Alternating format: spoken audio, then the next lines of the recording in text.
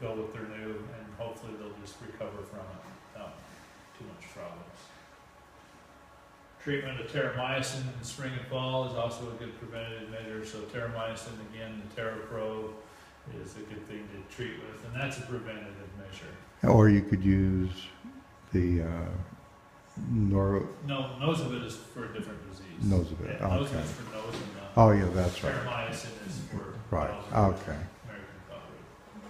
The next one is a microscopic pest that cannot be directly observed, affected by the trachea of the bee, and can only be observed using a microscope. So these affect the inside of the trachea of the bee. They're microscopic. They get inside the trachea and they affect the breathing of the bee, and so they have a hard time breathing.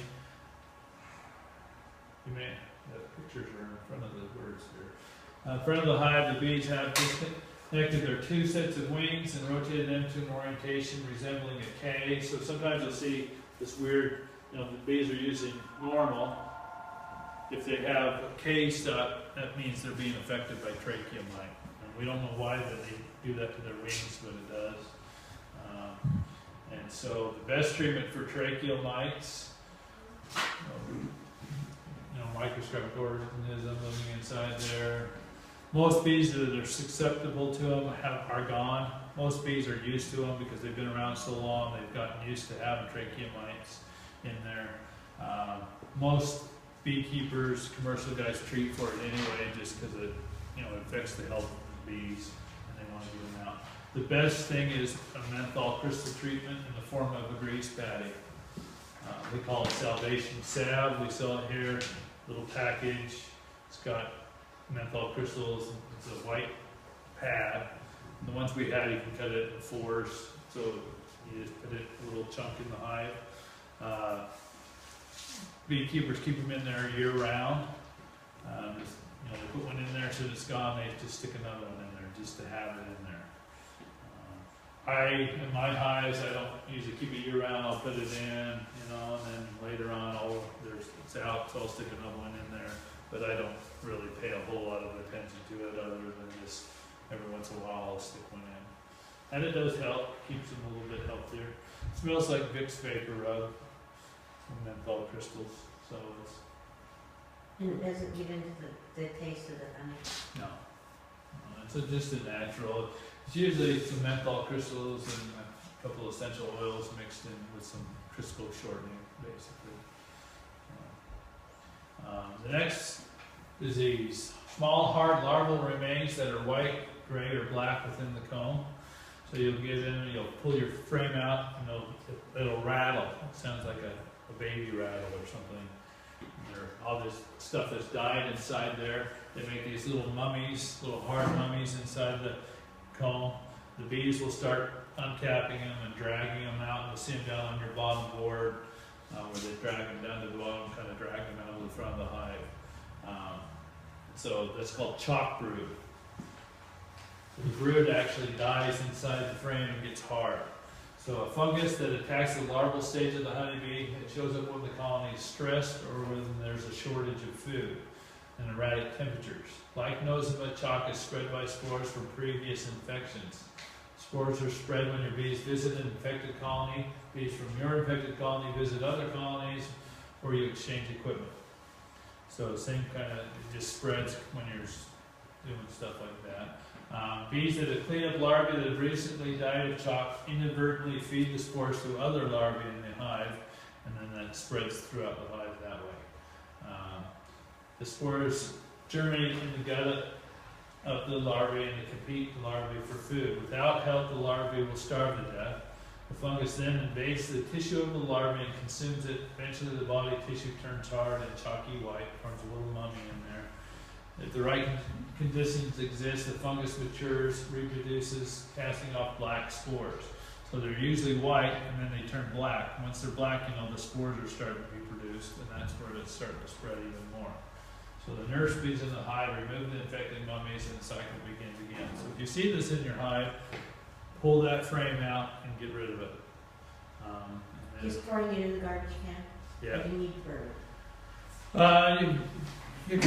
They don't recommend that you just throw them away, stuff like these diseases, because then goes, you put it in a plastic bag, throw it away, goes to the dumps, it gets ripped open.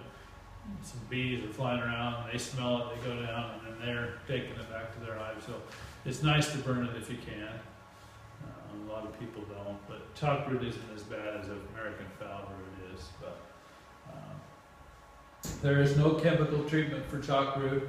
Keeping the colony high and dry, provide plenty of ventilation is the best defense. So get a screen bottom board, prop your top up, get some ventilation in there, get those infected frames out, and keep them well nourished, and it usually cleans itself up. I had this year too, and one of my hives got chalkroot, and it immediately cleaned out. It was only there a couple weeks, and it was gone. So the next one is webbing found on the comb.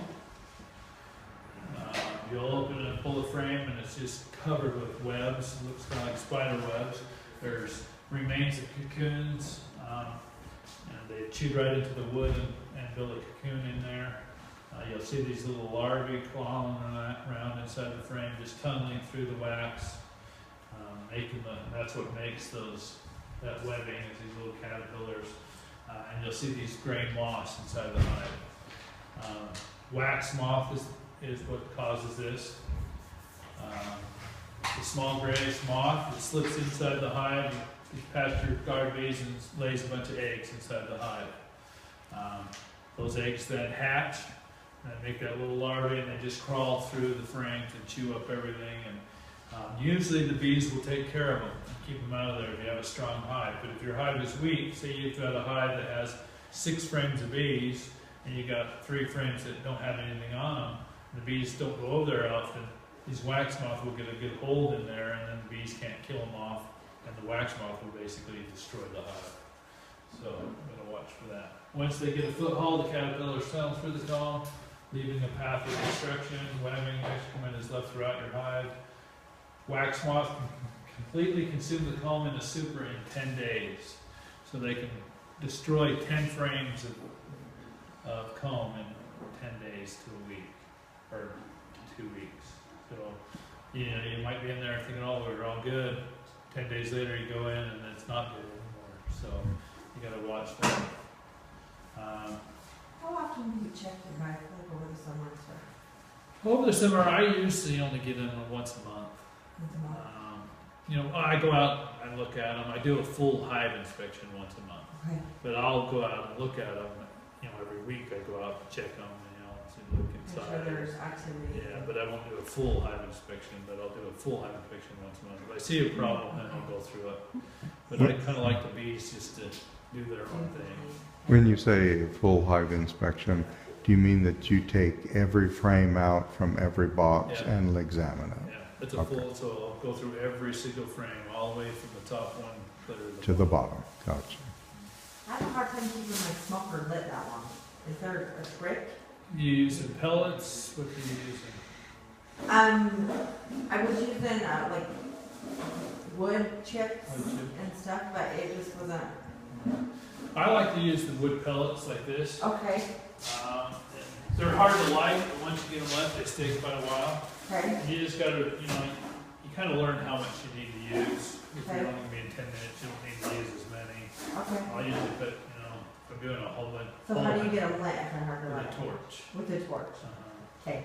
So you put them in, put a couple handfuls in there, light them with the torch. Do you put any like paper or anything don't. to get it Just started? Use the propane torch, Uh-huh.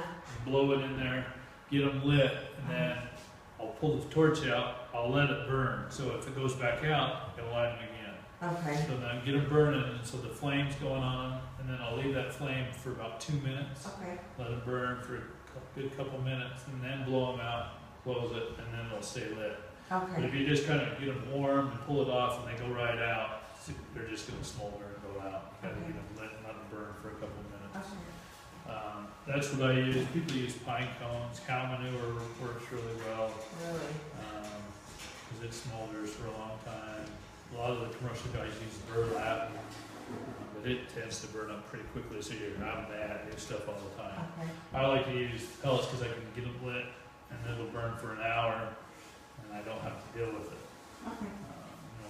It's never, worse is you're in there working and the bees start getting aggressive and you go get your smoker And it's and out. it's out. And I you're ran like, into crap, that and a then you couple gotta spend 10 times. minutes getting it lit again. Yeah. So, yeah, I would just practice using, whatever you use and try and Okay. learn what works best Okay. for you. So they chew a groove into the wood and spin a cocoon where it matures into adult moth and it emerges, it leaves the hive, it mates, and then it finds a new hive to go infect. So a strong, healthy colony will take care of the invaders by themselves. Smaller or stressed colonies aren't as diligent and wax moths can get a hold. They will do this inside a hive that you have pulled off for the winter. You've extracted your honey. If there's any wax moth larvae in there, which more likely there is, eggs, you extract that honey, you put it in a bag or wherever and go store it for the winter. You open that up in the spring, it'll be full of wax moth and they'll have destroyed all your comb. They'll do that when it's stored in your garage or whatever. So what we recommend doing is keep unused supers and comb in a well-ventilated or light area. So keep them separated where the light, because the wax moth usually won't grow if it's light in the air. That's hard to do because then you've got all these frames all over. So what I recommend doing is freezing the supers. So once you've pulled that, extracted your honey, take that whole frame, give it back to the bees, let them clean all the excess honey off of it. Take that, put it in your freezer, freeze it for 48 hours, pull it out of the freezer, stick it right in a plastic bag, seal it all up, and then store it in a cool, out in the shed or the garage where it's going to stay cold. When you put it in a plastic bag, a black garbage sack, Yeah, that works. That's what I use. I mean, Yeah. you just want to keep it so the new wax moth aren't going to get Right. into it. Is there any clear plastic bags about that same size that you could put? You could, I don't know, I don't know where you. I was find just it, curious. but Okay. Probably could. I did usually use a garbage bag, and then I wrap it tight, duct tape it shut so Right. they can't get open, and then I just stack them up and that Sure. way Okay. they can't get in there. Now, we keep ours out in the wood, our shed out back, Uh-huh, and it gets really cold in there, yeah, and that should stop them too. And we freeze them. yeah. Yeah, that'll keep them, you want to keep it in the cold, just in case you're freezing, for some reason an egg survived. You don't want it hatching and, so it's nice to keep them out in the cold area where if there are still in there, they're not going to be active.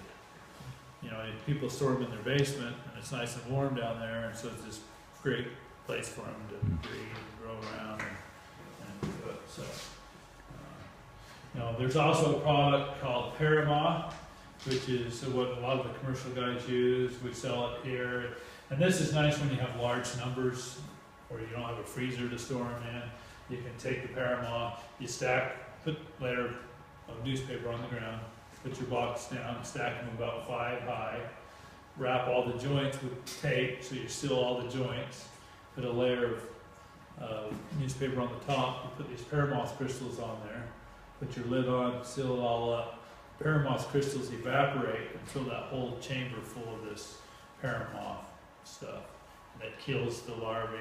It also keeps them from growing in there, that kind of I have a stuff. question for you then. If you take, I usually store my extra boxes, one flat, one on its side. Uh-huh.